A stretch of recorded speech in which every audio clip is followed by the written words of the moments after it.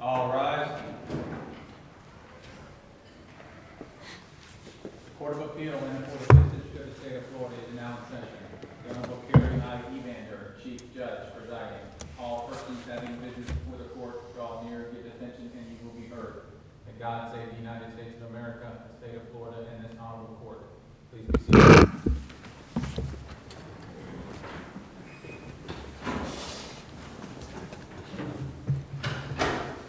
Okay, good morning, and welcome to a session of oral arguments at the Fifth District Court of Appeal. I've already been introduced. Let me go ahead and introduce the other panel members. To my right and your left is Judge Richard Orfinger, and to my left and your right is Judge Rand Wallace. We have 3 cases scheduled for oral argument today. In each of the cases, each side will be entitled to 20 minutes total. The appellate will be entitled to divide that time between an opening argument and a rebuttal argument. If appellant's counsel will let me know how much time you wish to save for rebuttal, I'll try to help you in that regard. Also, if you have any electronic devices, cell phones, anything like that, make sure they're turned in off or in the silent mode. After the second case, we'll take a recess, and any attorneys who wish to join us in the attorney's lounge, we'd be glad to meet with you and talk about any matter other than the case that you argued. So at this time, we'll go ahead and start with the case of Lanford versus Feymeister.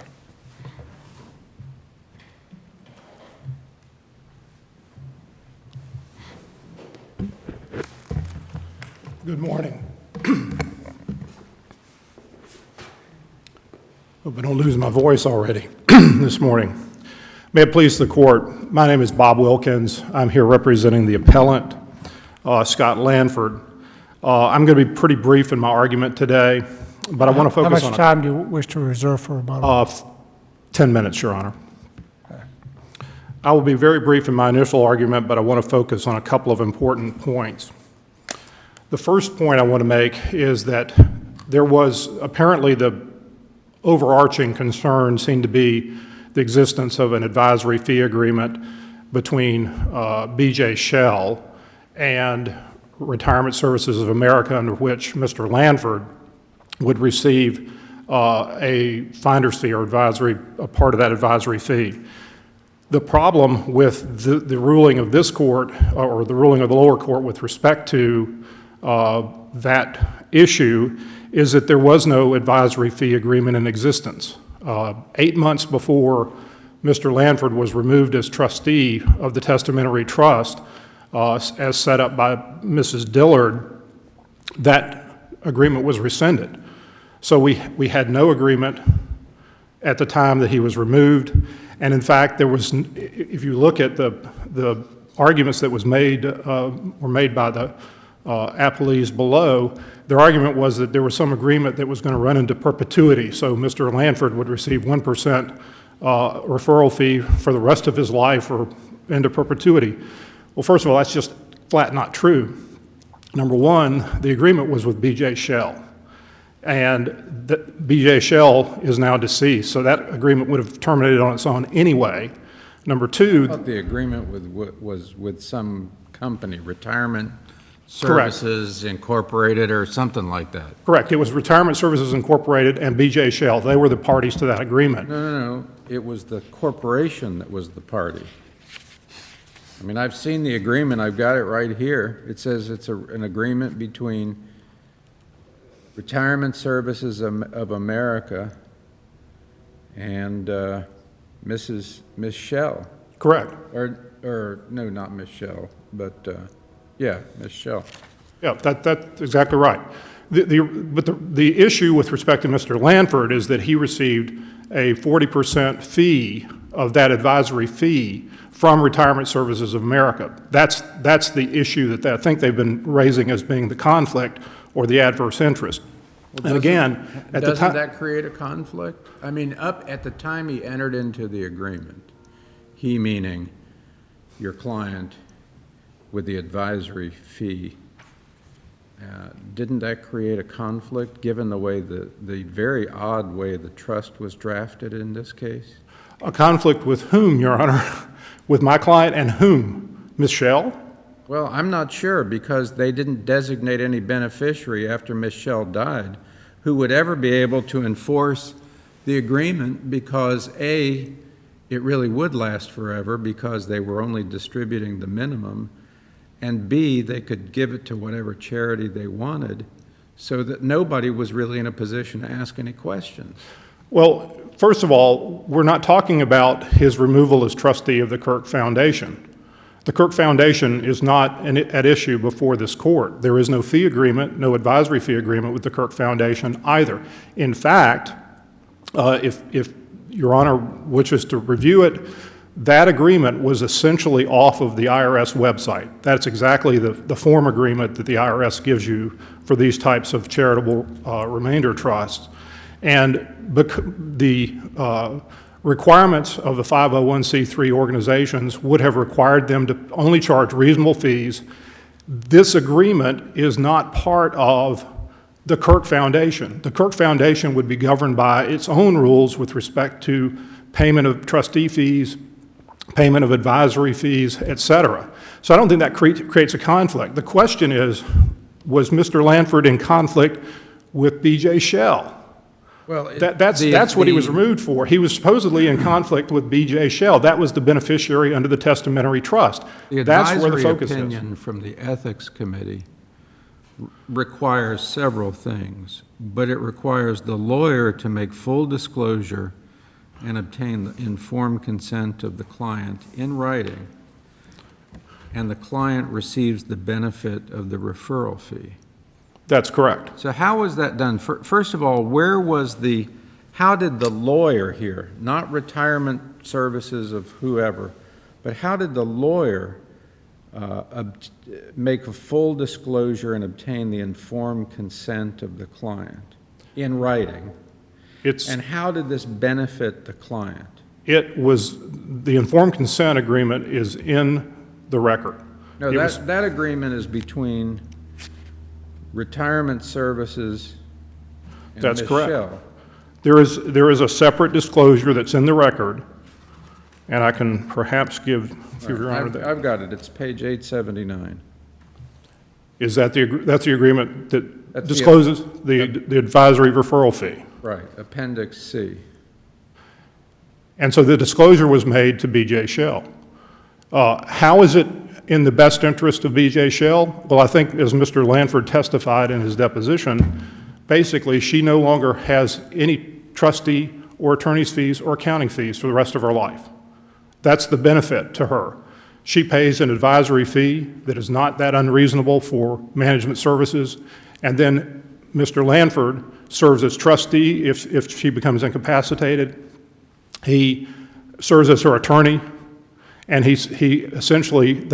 part of the agreement is that her tax returns are prepared and filed on her behalf. So the benefit to her is it's going to save her money in the long run. There isn't a trustee fee. In fact, it's unfortunate we don't have the full record from below, but Regions Bank served as trustee for this trust. The fees they have charged exceed that 2.5% fee. Is that in the record? It's not in the record, so we want to address it. But the point is, this court cannot objectively view or evaluate that agreement and the compensation of that agreement in the abstract. You'd have to have something to compare it to. And in this case, what happened was B.J. Shell got substantial benefits because had Mr.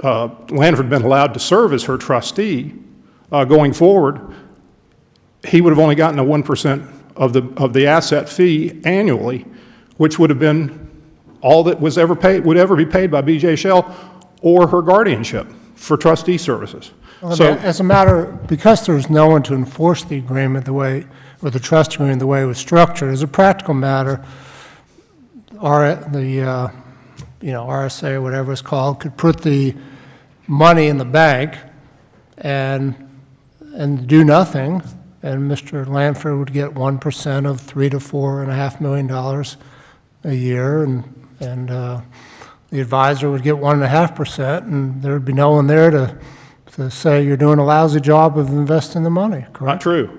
If B.J. Shell had been competent, which she was for a period of time. Well, I'm talking this about agreement after was she initiated. died.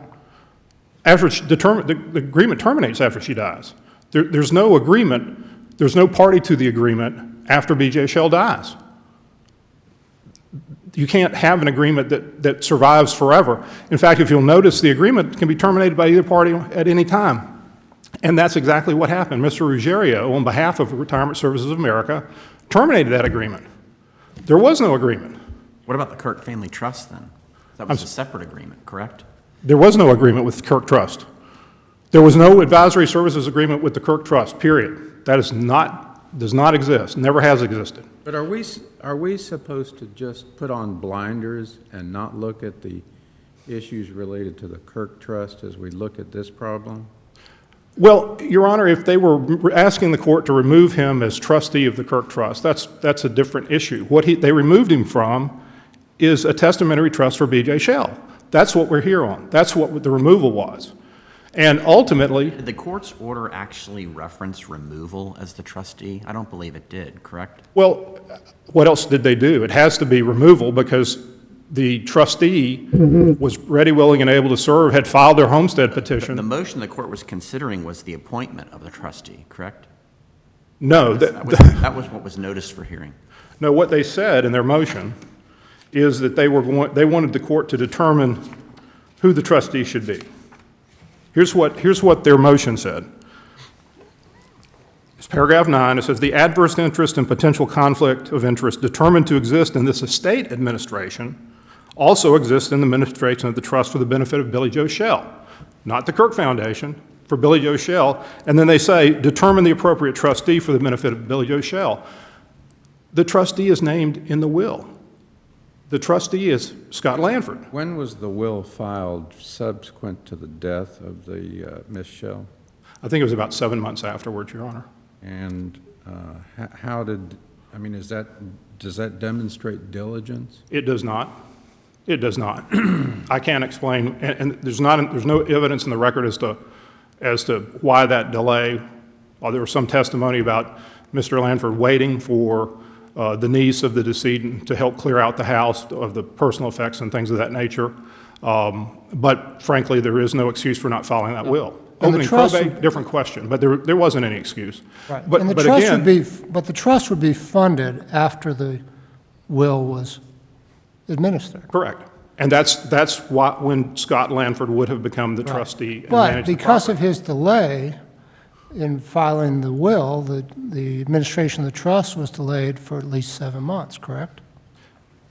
The administration of the trust would have been delayed for at least 7 months. Because of his actions.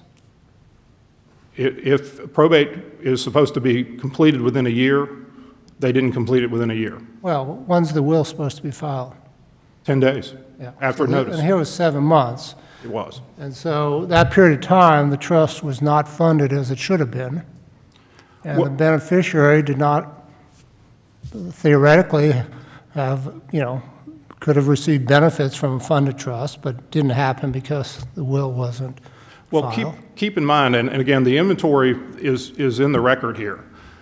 The Dillard estate is very modest. There's only about $15,000 worth of assets, $5,000 worth of claims, and a homestead property. That's it. That's all that's in this estate. Does a beneficiary have the same rights, whether they're a beneficiary on a $3 million trust or whether it's a $100,000 trust? No. I mean, yeah, they do have the same rights, of course.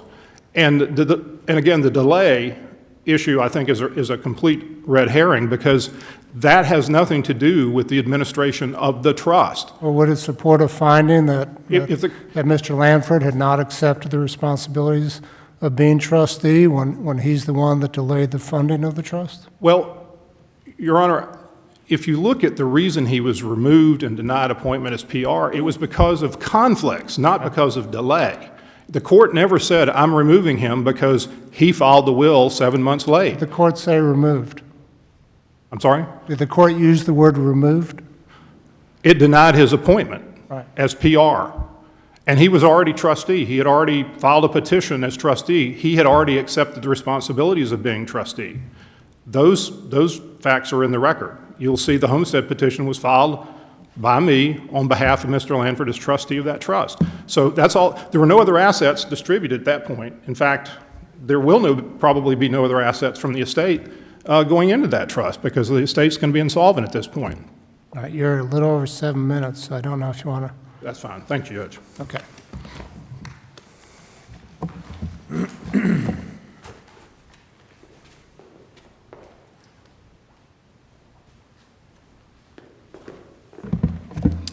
May it please the court.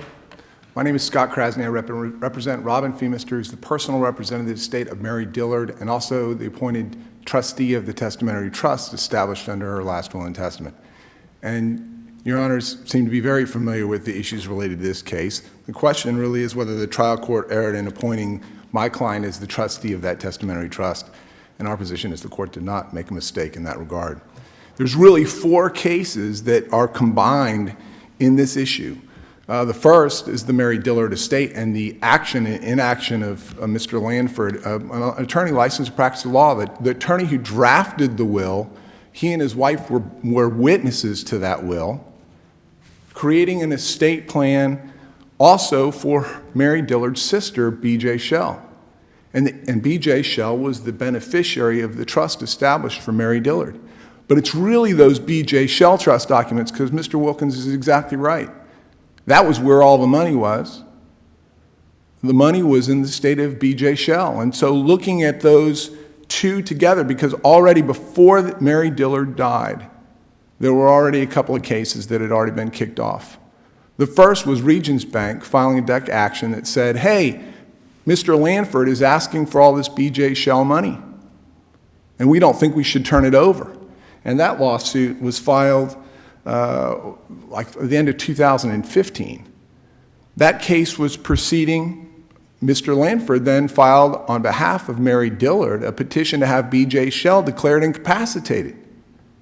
That case was then dismissed and refiled with a different petitioner, but Mr. Lanford's fingerprints were all over that, trying to have B.J. Schell declared incapacitated. And then he testified, and I point out the record in the brief, where his testimony, he was being pursued because he was also a power of attorney, and evidently the state attorney's office was involved in the issues related to BJ's assets, and his power of attorney was revoked.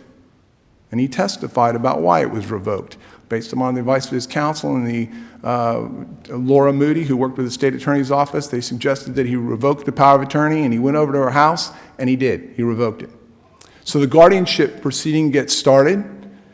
There's all these issues related to B.J. Schell and the estate planning documents that Mr. Lanford prepared for B.J. Schell. And ultimately, in a very contested guardianship case, Judge Davidson ruled, and appropriately ruled, that my client, a professional guardian, my client's a professional guardian, she should be appointed as the plenary guardian for B.J. Schell. And that order appointing her was on 4/6/2017.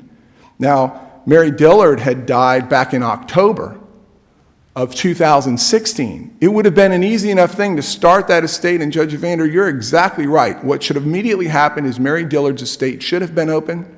A notice for creditors should have been run. He should have filed that original will. He should have done all of the things that you would normally expect someone to do if they're appointed as a fiduciary in a will that they draft. But he did none of it. He didn't file the original will. Matter of fact, when I took his deposition, and I've included the deposition in my brief, and I said, why haven't you started? Well, and this was 4 months after she was dead.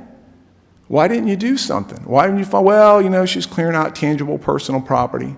Now, Judge Evander, and I'm not familiar with the other judges in terms of your issues related to probate law, but in terms of real estate vests in the people that are getting it as the moment of death. He could have immediately taken action with respect to the testamentary trust and the real property that was titled in Mary Dillard's name, but he did nothing.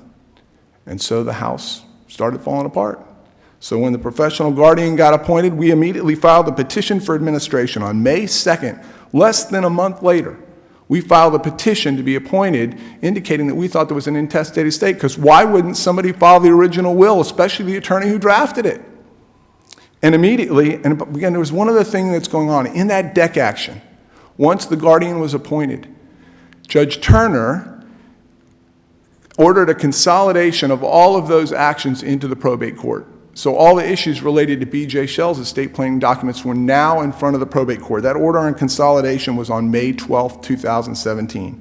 It was only then, on May 15, 2017, that they filed their petition for administration indicating, oh, by the way, here's the will. And they filed the will like 2 or 3 days after they filed their petition for administration. And it begs the question, why? Why? Because there's a lot more money over in B.J. Shell stuff, and fighting about that B.J. Shell's guardianship of the estate's more important than it faithfully and dutifully administering the estate of Mary Dillard.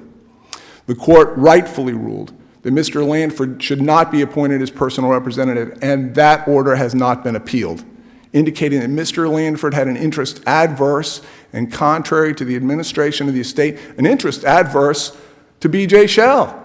Now let's take a moment to look at what his estate planning for B.J. Shell consisted of. A revocable trust, powers of attorney, which were then revoked. This trust that then dumps into the Kirk Family Foundation, a foundation created by Mr. Landford, witnessed, I believe, by Mr. Landford and Mr. Ruggiero, and Mr. Ruggiero was also witnesses to other documents. Mr. Ruggiero was the investment advisor who was going to get this 2.5% referral fee or asset management fee. And I would argue that anybody that's paying 2.5% for investment management fees is getting ripped off anyway. But then for the attorney to get 40% of that investment advisory fee as their fee for legal services, that is patently unreasonable, and it violates all of those ethics opinions that we talked about. I don't think any attorney could think that it's appropriate for them to receive 1% of their client's wealth, especially in perpetuity. The way he drafted these documents, this charitable trust would never, there's no qualified beneficiaries that would ever have the right to look at it or challenge it or look at what fees.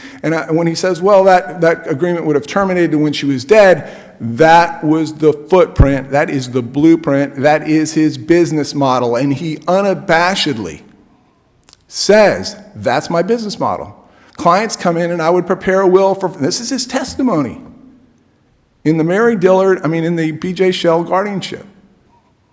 He says, when a client comes in, I'll prepare a will for $595 or $600, but if they've got more than $350,000 of investable assets, if they go to my guy, they never pay me. He gets the 40% of the investment advisor. So let's just take the $350,000 client with investable assets, the little old lady that walks into the office that's got $350,000, and nobody likes to pay lawyers' fees, right? And so what they say is, well, that sounds like such a great idea. You don't pay me, they pay me. How great. And they sign this one little page document that indicates that Mr. Landford gets a 40% referral fee, and he makes $3,500 a year for as long as that money's parked there.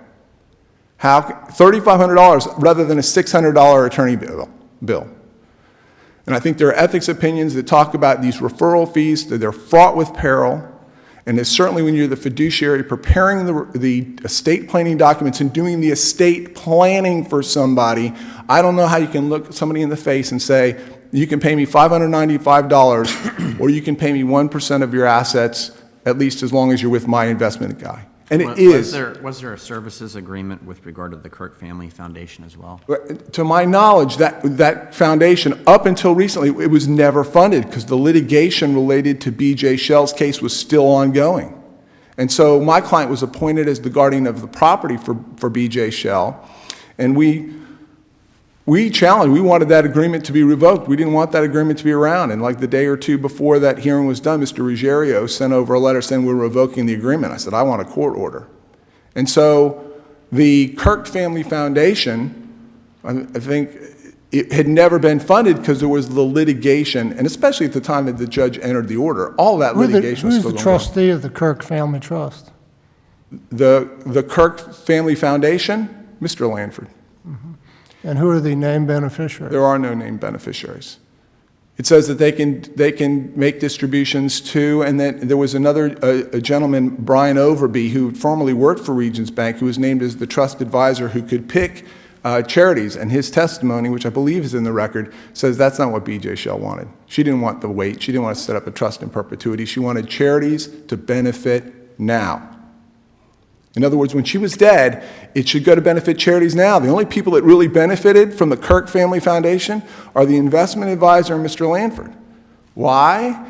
Because the charitable trust, by its terms, say 5% get paid out to charity, but meanwhile, under the way that the way this business plan was going to function, the investment advisor and Mr. Lanford would have spent 2.5%, and I find that very disturbing. And I really don't understand how in a time when lawyers get bashed for everything that we do anyway, that this can be an appropriate business model. That somebody could walk in and say, look, I'm going to take I worked for John Rockefeller. He said, I'd rather have 1% of 100 men's labors than 100% of my own. But I don't think that's appropriate, necessary for attorneys when they're referring stuff to their investment advisor. And it is his investment advisor. He testified that Mr. Ruggiero handles his money, handles his wife's money, handles his children's money. Why would you not want to refer your money, your clients, to that person if you're getting 1% of those wages back, one of those commissions back? So all of that was before the court, when the court determined that Mr. Lanford had not accepted or done anything in his role as trustee of that testamentary trust. Not only had he not been appointed as personal representative, but when my client was appointed personal representative, ran notice to creditors, did everything that we were supposed to do, we filed that petition to appoint a trustee of the testamentary trust because Mr. Lanford had done nothing. It was only then that Mr. Lanford filed a petition to determine homestead status, but meanwhile, we had been taking care of the house because Mr. Lanford didn't do anything. It was only then when we said, hey, matter of fact, he didn't file an acceptance of trustee until a couple days after the judge entered the order appointing my client as trustee. And it was certainly within the province of the probate court, who's got a will in front of them with a vacancy because of inaction of the designated personal representative and the designated trustee of a testamentary trust to appoint somebody in that vacancy. And that's exactly what happened. I mean, they want to talk about removal. They want to talk about due process. There's none of it. I don't see any of it. I see an attorney who's done drafting for the sister, the very wealthy sister of a decedent. The decedent died, creates a testamentary trust for that decedent. There's clearly more money it's worth fighting over there. And that's one other thing I want to raise. And Judge Evander, you raised the issue perfect. He says it's a modest estate. Then administer it. Do what you're supposed to do. File the will, open a petition for administration, run a notice to creditors, get the house sold if that's what it's going to take. They did nothing. My client did all of it. We did all of it in terms of administering that because they didn't file their petition to determine homestead until March 23rd, 2018. March 23rd of 2018. She died in October 14th, 2016. There is no justification for why, as a designated, a nominated trustee of a testamentary trust, under a will that you prepare as the drafting attorney, that you're going to be the one who's going to hold the money and trust as a fiduciary for the benefit of your little incapacitated lady over there, that you're supposedly taking after and looking after her too. But there's litigation over there. And that's where all the money is. So what do you do over here? Nothing. It's a modest estate. It's not worth storing up any other kind of storm. And that's exactly what they did. They did a whole lot of nothing. Was there any evidence as far as the revenue that was generated by the services agreement for the years of inaction? Well, at this point, B.J. Shell has passed away, so all of the issues related to B.J. Shell stuff really are not related to this anymore. Once B.J. Shell passed away, my client's role as guardian of the property for B.J. Shell ended.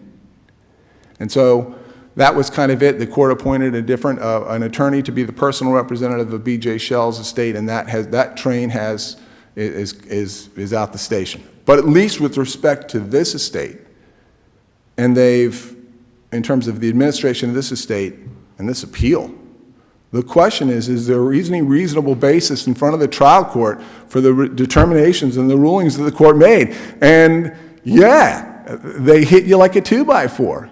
They're right there. his own testimony regarding his conflict with the beneficiary of this testamentary trust, just look at a calendar, his inaction, waiting 7 months to file the will and file a petition administration, and only after we did. Filing the will only after we did and after the cases were consolidated in the probate court. Then waiting another 4 or 5 months until March of 2018 to even file a petition to determine homestead, and only after we did. Why? You'll get no explanation from appellant's brief. You'll get zero explanation as to why that was an appropriate action of a fiduciary, but you don't have to be a rocket scientist to figure it out. When you follow the money was in B.J. Shell's estate. And again, all of this information was before the trial court when the trial court made its determination that Mr. Landford should not serve as personal representative, not appealed. And again, the court's ruling that he had an interest adverse, and they talk about Pontrello, they talk about Schleider, they talk about Snyder cases, all of those cases. We fall under all those exceptions as to why Mr. Landford didn't get appointed, but none of those were appealed. And we flash forward another 4 or 5 months, it only gets worse. Now the case is all consolidated in front of the probate court. We file our petition to sell the house, to get involved, to get the house taken care of.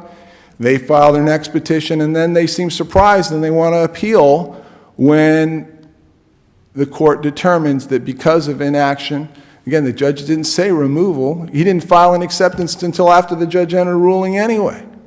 Now, there's another case, so we got the Mary Dillard estate, we got the B.J. Shell guardianship, we got the DEC action filed by Regions Bank, and there's another case. The day after my client was appointed as personal representative, Mr. Landford filed a lawsuit against the estate, filed a claim against the estate and a lawsuit claiming I have expenses and bills.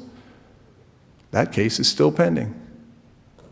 That case that was in front of the county court, Judge Garagoslo, we had asked it to be consolidated with the probate court. The judge denied our motion to consolidate, but nevertheless, there is still a case where Mr. Landford has sued the estate, claiming for expenses and bills that he paid out of pocket, including for changing the locks on the house. Well, why? Why? Again, in terms of why would an attorney take those actions and not file the original will and not open up an estate, and then claim there's no conflict or there's no interest or there's no interest adverse when he's a defendant suing the estate, which, as Judge Evander correctly pointed out, pours over into the trust. Everything in the estate that's left in the estate dumps into the trust for the benefit of B.J. Shell. Or, now that B.J. Shell's dead, I guess, back to the Kirk Family Foundation, back now to Mr. Landford as the trustee of the Kirk Family Foundation, a document that he created that I think Mr. Wilkins just concedes that Mr. Landford, and I think Mr. Landford testified. He just pulled it off the IRS website. I've looked for it. I didn't find it on the IRS website, but maybe you'll have better luck finding it than I did. But I don't know anything on the IRS website that says the drafting attorney should be designated as the trustee of a trust that lasts in perpetuity with no qualified beneficiaries. I haven't found that on the IRS website. But that Kirk Family Foundation also says that he's entitled to fees. So despite the fact that he says, I've got an agreement with my client, they never pay fees ever, nothing in the record that supports that. Where is that agreement? Where is that disclosure that's supposed to be into those ethics opinions where you fully set out that conflict that you have with your clients? It doesn't exist. There's questions about B.J. Shell's capacity, and that now that she's dead, that might never be heard.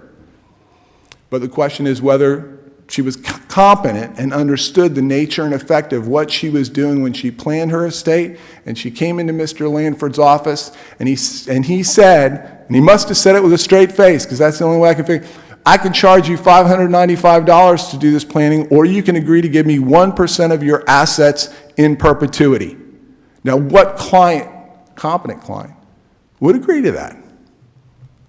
That's the sleight of hand with lawyers and who we get fees back. That's the reason we don't have referral fee agreements with financial institutions anyway. Those ethics opinions have been around. They're designed to protect the public from that type of sleight of hand. Because why would you ever pay somebody 1% of your wealth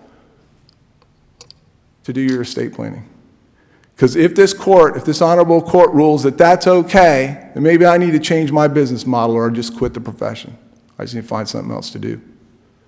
Someplace where I really can get 1% of somebody's wealth forever. But I don't think it's appropriate as practicing attorneys. Coming back here to the issue at hand, I do believe there's plenty this court should affirm. I would ask that the court take one step further and that the court would reference this referral fee agreement situation in its opinion to indicate that this type of business behavior is wrong and forbidden for attorneys, and that this type of action should not be appropriate like the standard business model that Mr. Lanford thinks is so appropriate. Thank you. All right, thank you.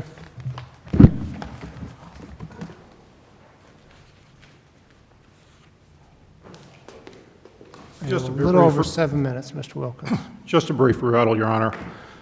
He keeps saying he's getting 1% of your wealth into perpetuity. There is no such agreement. The business model involves what Mr. Lanford does with his estate planning clients. It has nothing to do with what he does as trustee, what he does as the charitable trustee of that foundation. They talk about the fact that there is no named beneficiaries.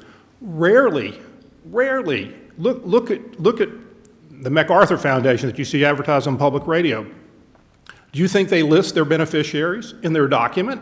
They don't. They just outline what the purposes of the trust are to be for charitable purposes. And as long as it meets the 501c3 muster, it's rare that you're going to see named beneficiaries in a charitable trust of this type. So once again, there is no fee agreement with the Kirk Foundation. There never has been, there never would have been, because that's not the business model he's referring to. They're trying to conflate all of these things together.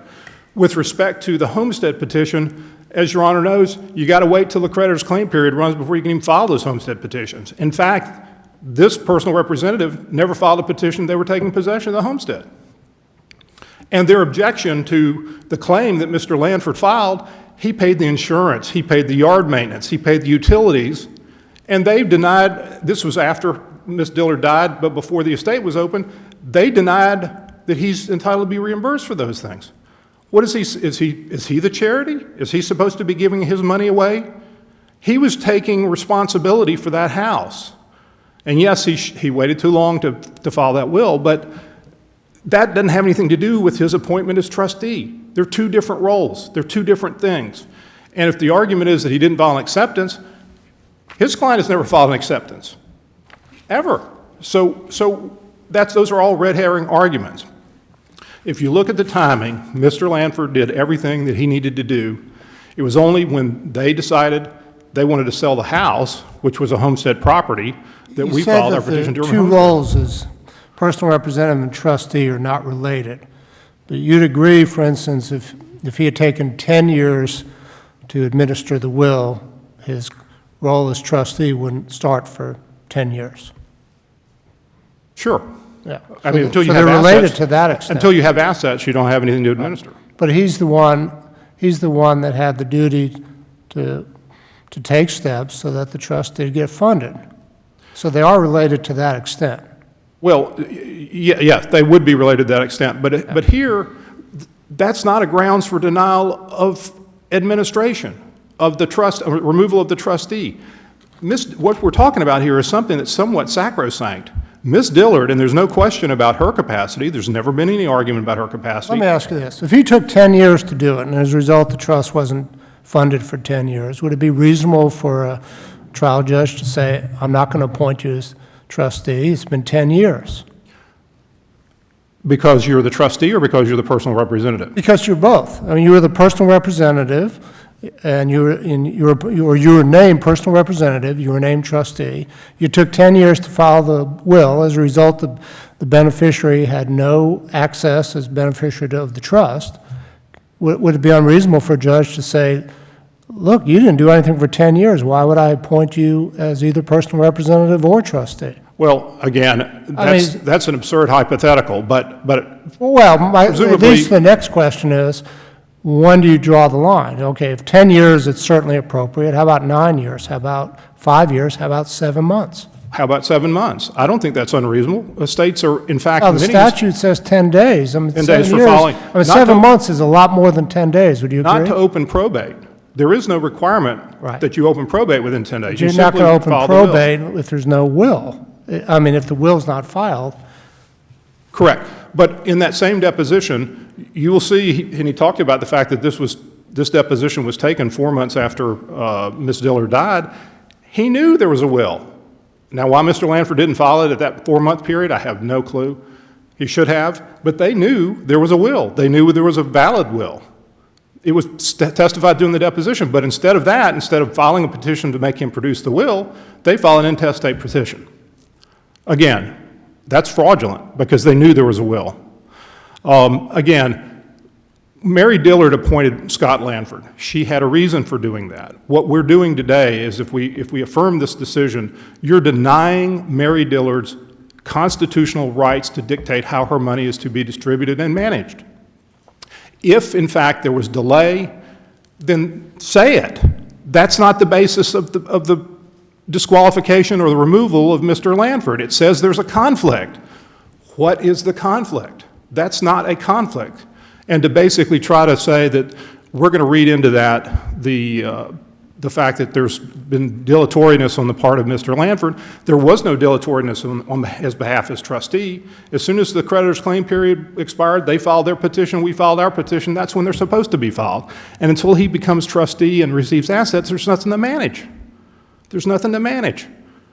So again, what we're trying to do is use his dilatoriness for filing the will as a grounds to remove him as personal or trustee. That is not a statutory basis for removal. What's your response to Mr. Krasny's suggestion that any opinion, opine that this type of business model is unacceptable?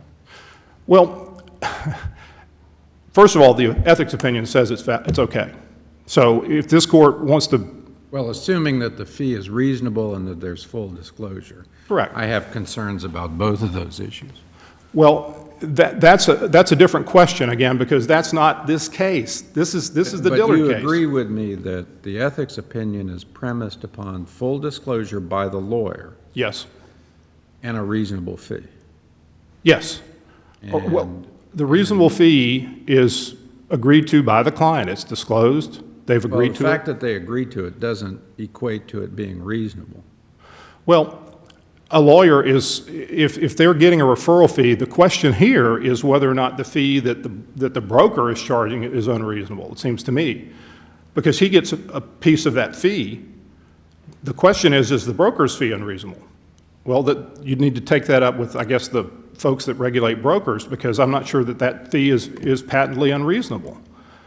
And again, the issue here, and I see my time's up, but just let me make the point. The issue here is not that the fee is unreasonable. The issue here is that fee agreement has nothing to do with his service as trustee of this testamentary trust. He is appointed, he did what he needed to do, and all of those ancillary issues really have nothing to do with his appointment in this case.